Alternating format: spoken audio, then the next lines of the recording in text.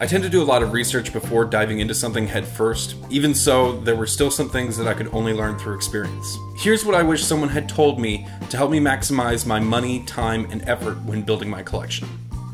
Number 1, donate all of your unplayables. I always told myself I'd be one of those people who had a full set of everything, even if it was just commons and uncommons, so that when I wanted to build a deck, I'd have every single card from Shadows over Innistrad forward, because that's when I started playing. Obviously, that's impossible. You can't keep up with mythics that you don't really care about. This was especially clear when I was moving and I had 2 giant BCW boxes full of 7,000 cards each, and I was hauling them up and down the stairs from place to place. I got rid of all of my draft chaff and consolidated it down to a fat pack box and a gift box, just of playable stuff, and then dual lands and tokens and stuff like that. Now when I go to build a deck, I have a lot less cards I actually need to go through, and it makes the whole process a lot faster.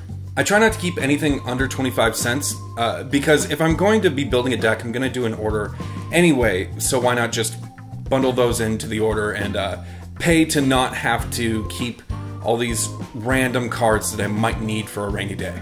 Most importantly, make sure you find somewhere that you can donate your cards that you're not going to use anymore. Don't burn them for fun, because number 1, they don't burn very well, and don't throw them away. Find someone who can actually love them and play them in a deck.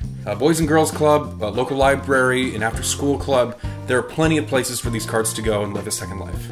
Number 2, build first, EDH rec second.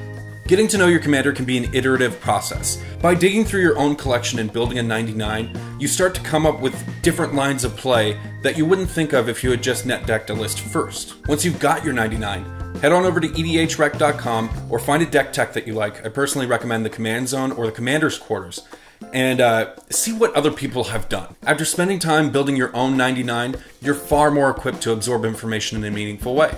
After you've found a list of cards that you want to add, go to your favorite seller and make your order. Number 3, begin with the end in mind. Remember that the reason we build commander decks is to play them. Think about how many games you get in a session with your playgroup. For me, it's usually 2 or 3. Then think about how often you hang out with your playgroup and get a session in. That's usually, for me, once a week, at most. But if I've got 9 decks, that means that I'm going to play each one of them on average every 3 weeks. For the longest time, I had about 9 commander decks, but I'd only pull out Joda, my Enchantress deck, and Brutaclad. In reality, we tend to favor some decks and leave other decks in the backpack. Use your resources that are just sitting there to build decks you're actually excited to play, or enhance the ones that you already have. By taking those pieces that were just sitting in the backpack and dissolving them into the decks that I loved and was already playing, my experience was elevated. It's not that they were super powerful now and could win every time, it's that they were doing what they wanted to do more often and consistently. Number 4, lands matter. When you finally decide that you want to upgrade your mana base, your friends are probably going to tell you, alright, time to get your fetches and shocks. But when you add all of those to your TCG player cart, that comes out to around $400. And I don't know about you, but I'm not spending $400 on lands all at once, just so that I have reliable mana. I'm going to go slow. I recommend starting with the Battle for Zendikar lands. I think they call them like have lands or something like that, but they come into play tapped unless you control 2 or more basic lands. And the Ravnica Allegiance's shock lands that are enemy color pairs, so they're across the color pie, like black-white. Of course, the downside is that your ally colors are going to have to be tapped unless you control 2 or more basic lands. But for me, that's never really been a problem. For fetch lands, there are some good budget options too. There's the slow fetches, which come into play tapped, like Bad River. There's also the Panoramas, Crosand Verge, and I'm sure there are others that I'm missing, but people in the comments can handle that part. These are just to hold you over while you're trying to upgrade to the fetch lands and the shock lands and the ally colors as well, to replace your BFZ lands. Start with Khans of Tarkir. Those fetch lands are going to be cheaper than the Zendikar fetch lands, which were also printed in Modern Masters 17. But for my dollar, I'm never going to complete my set. I don't want Scalding Tarn. It's $75. That's ridiculous. I looked up Verdant Catacombs today, and if I didn't already have it, I would say the same thing about that, because it's $60. I don't think that coming into play untapped is worth $60 to me. Maybe it's worth it for you. Maybe you're a modern player and you already have them on hand. You can do a lot more with $60 if you ask me. You can get yourself a Consecrated Sphinx and all these other staples instead of that one land that's going to come in untapped. To each their own, though.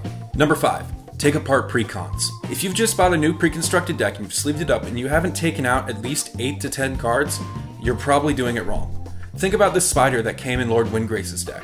It had nothing to do with lands. Wizards does this. They print legendary creatures and commander cards in decks that can fit them, color-wise. So if we wanted a Jund Spider, it had to either come in the Jund deck or a 5-color deck or whatever deck it could support. These cards are not meant for your deck. Take them out. Even if it's just draft chaff, replace those cards. Your deck will do what you want it to do more often. This is the reason that pre-constructed decks are amazing. You have two things going on. You have your deck that's ready to go right now, and you have a project that can be completed over time. I highly recommend it. If you have advice that you think people should know, put it in the comments. And if you're looking for advice, go to the comments. If you like what I do, subscribe to me on YouTube. But if you love what I'm doing, consider supporting me on Patreon. All of these cool people here over at patreon.com/mtgtonight are helping me do what I do. New episodes of the show are on the way, so I'll see you then. Jeez, honestly, I really suck at these kind of videos right now. I'm going to get better. I'll loosen up, I promise, but we're getting there.